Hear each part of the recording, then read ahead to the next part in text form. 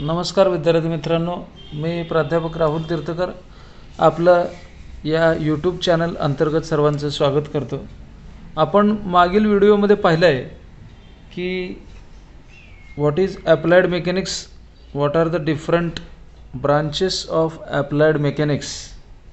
त्यानंतर आपण पाहिलं की what is mass, what is scalar quantity, what is vector quantity, आणि त्यानंतर आपण पाहिलं व्हॉट इज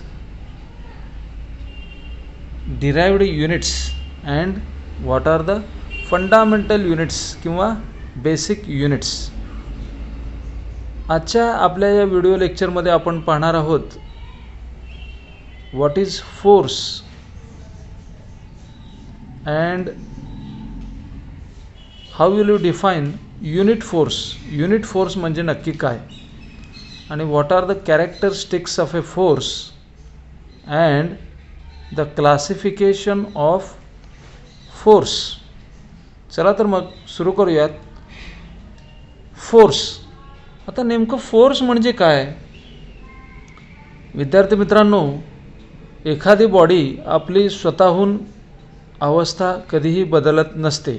म्हणजे काय, स्टेशनरी बॉडी असेल तर ती स्टेशनरीच राहील, किंवा एखादी body if it is in motion, ती मोशन जी आहे ती चेंज कधी होईल, त्यावेळी एखादी external agency is acting on the body. म्हणजे काय, पदार्थाची जी काही अवस्था असेल किंवा बॉडीची जी काही अवस्था असेल, body may be stationary or body may be in motion. तर this state of rest or state of motion of the body is changed by some external agency, and that external agency is called as a force. तर definition काय विद्यार्थी मित्रांनो, फोर्सची definition आहे external agency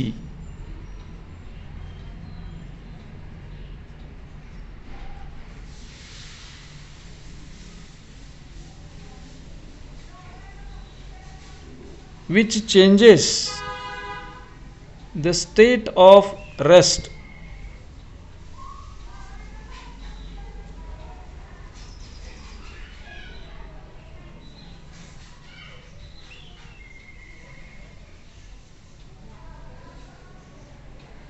or motion of body.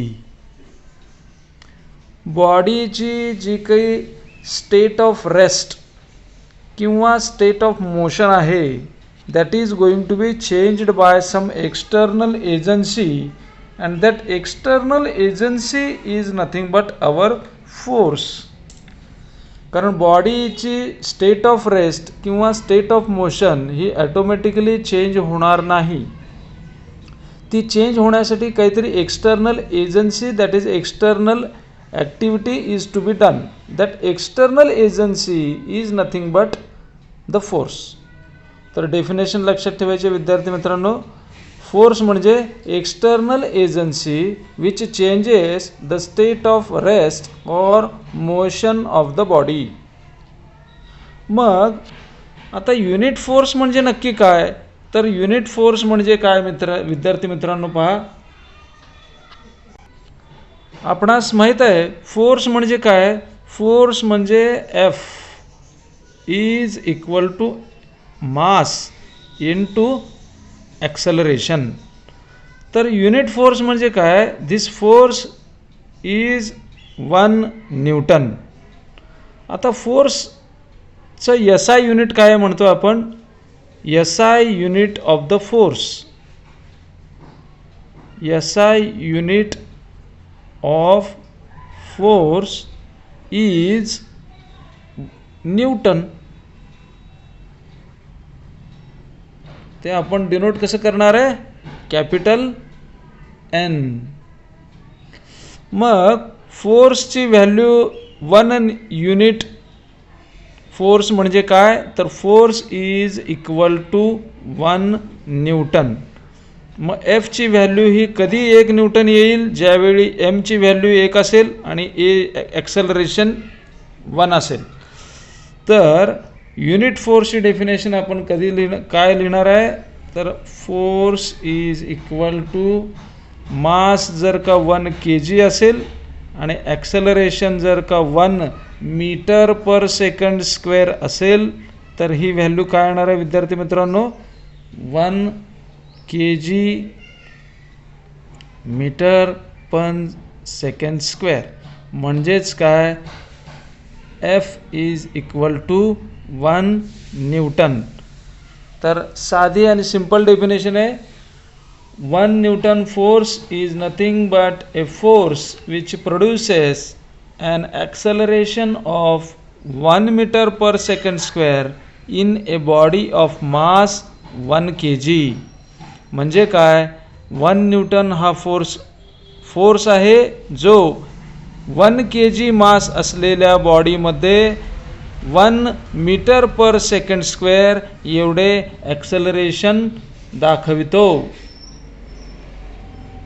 A force which produces an acceleration of 1 meter per second square in a body of mass 1 kg.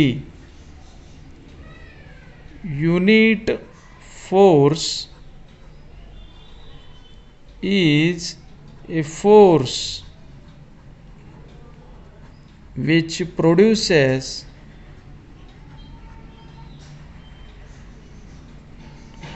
an acceleration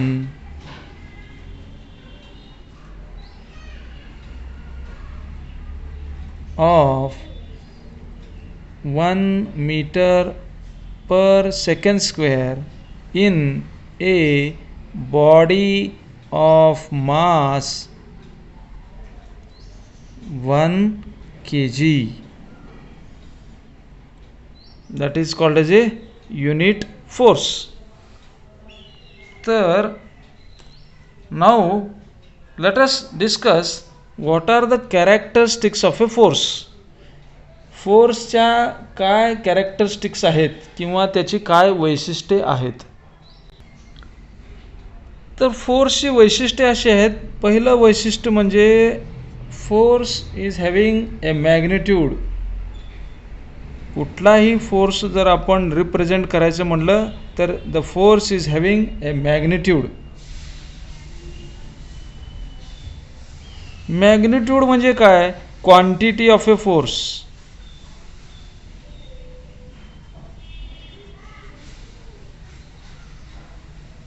magnitude of the force म्हणजे काय, quantity of a force. म्हणजे काय, 10 is nothing but quantity and 10 Newton is nothing but magnitude of the force. म्हणजे एखादा force represent करायचा असेल तर we should have magnitude of the force. फोर्सचं मॅग्निट्यूड आपल्याला माहीत हवं. दुसरी कॅरेक्टरिस्टिक्स जी आहे that is direction. Direction of a force. Direction म्हणजे काय, angle made by the force.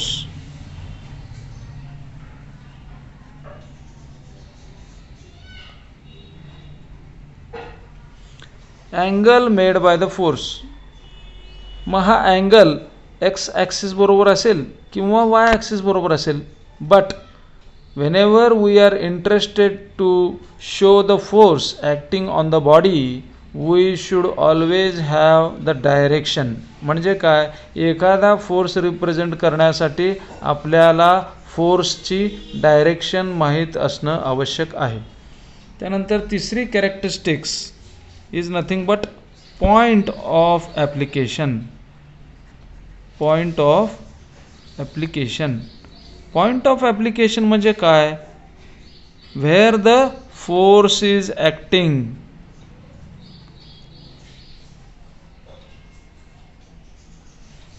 Force एखाद्या बॉडीवरती कुठे ॲक्ट होतोय, that is nothing but point of application. आणि चौथी आणि शेवटची कॅरेक्टरिस्टिक्स आहे nature of the force. Nature of the force किंवा सेन्स ऑफ द फोर्स म्हणजे काय? That is nothing but whether the force is push type or pull type.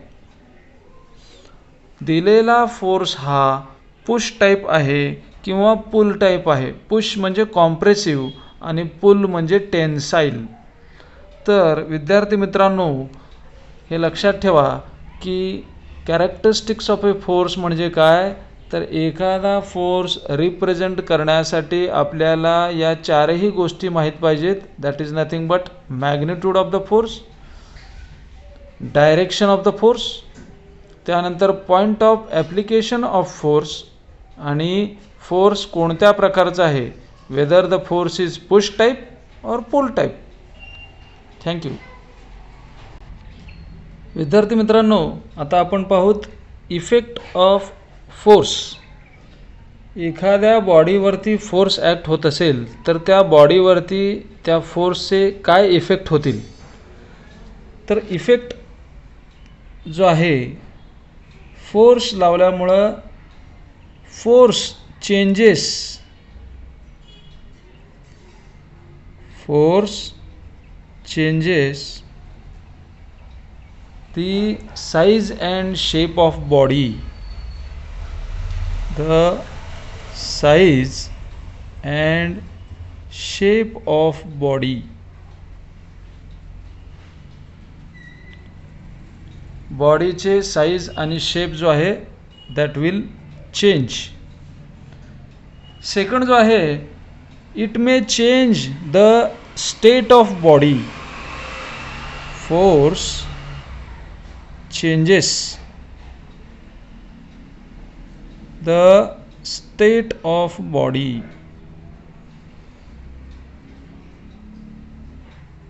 म्हणजे काय? Changes the state of body म्हणजे body जर stationery असेल तर ती काय होईल, मोशनमध्ये येईल. आणि जर बॉडी मोशनमध्ये असेल तर तिची अवस्था जी आहे that may accelerate or that may be retarded. म्हणजे बॉडी जर मोशनमध्ये असेल तर ती आपण स्टेशनरी करू शकतो by applying the force. Third जो इफेक्ट आहे, इफेक्ट जो आहे, force keeps the body in equilibrium. Force keeps the body in equilibrium.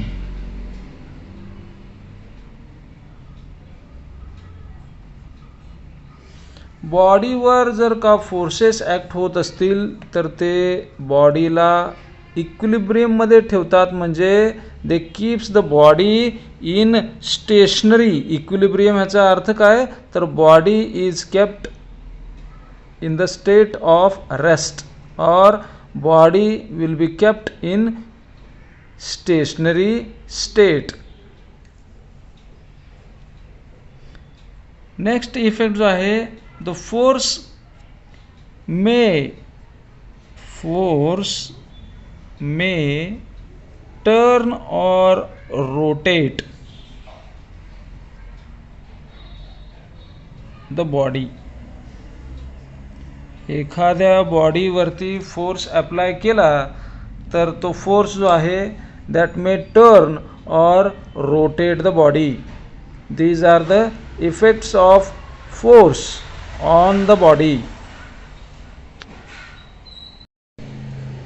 विद्यार्थी मित्रांनो, आपण आता शेवटचा बिट जो आहे that is nothing but classification of force system तो पाहूया. आता फोर्स सिस्टीम म्हणजे नक्की काय? एखाद्या बॉडीवर एकाच वेळी दोन किंवा दोनापेक्षा अधिक फोर्सेस ॲक्ट होत असतील तर त्याला आपण काय म्हणणार आहे? Force system. म्हणजे काय? When two or more forces are acting on body then it is called as a force system. तर हे जे फोर्स सिस्टीम जे आहे that is classified into two groups. पहिला जो आहे that is coplanar force system. Coplanar force system आणि दुसरा जो आहे दॅट इज नॉन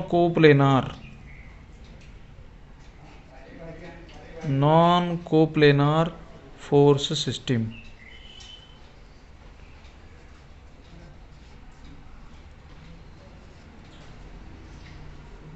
आता कोप्लेनार फोर्स सिस्टीम आणि नॉन कोप्लेनार फोर्स सिस्टीम जे आहेत त्याच्यामध्ये कोप्लेनारमध्ये जे आहेत ते आणखी टाइप्स आहेत that is collinear force system. Collinear forces.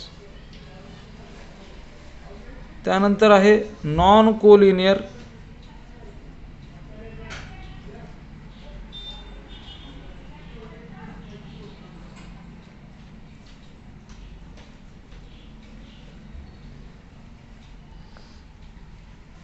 त्यानंतर तिसरा टाइप जो आहे दॅट इज कनकरंट. त्यालाच नॉन कोलिनियर असंही म्हटलं जातं. नॉन कोलिनियर म्हणजेच कनकरंट.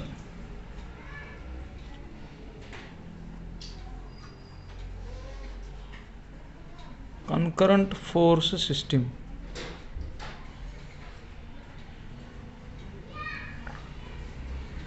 आणि तिसरा जो टाइप आहे that is parallel force system.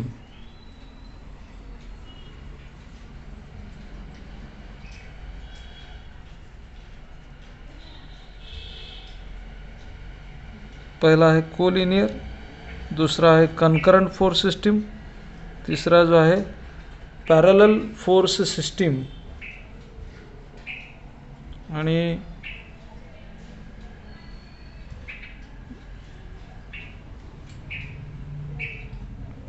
Non coplanar force सिस्टीममध्ये देखील वेगवेगळे टाइप्स आहेत. त्याच्यामध्ये पहिला जो आहे that is concurrent force system.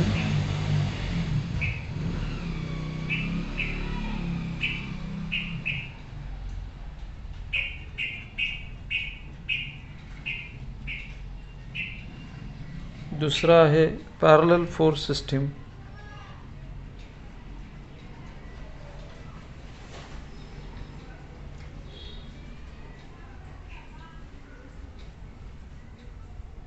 आणि तिसरा जो आहे दॅट इज नॉन कनकरंट.